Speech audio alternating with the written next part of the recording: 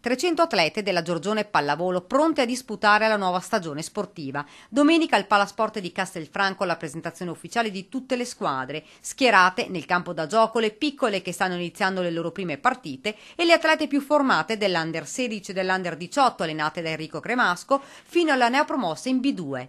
Molte le aspettative, a parlare il loro coach Paolo Carotta. Come neopromossa ci auguriamo di fare la salvezza come prima cosa, per cui la politica dei primi passi per me è fondamentale. Appena avremo raggiunto la salvezza, poi stiamo a vedere come andranno le cose, insomma. Credo che ce la possiamo giocare un po' con tutti.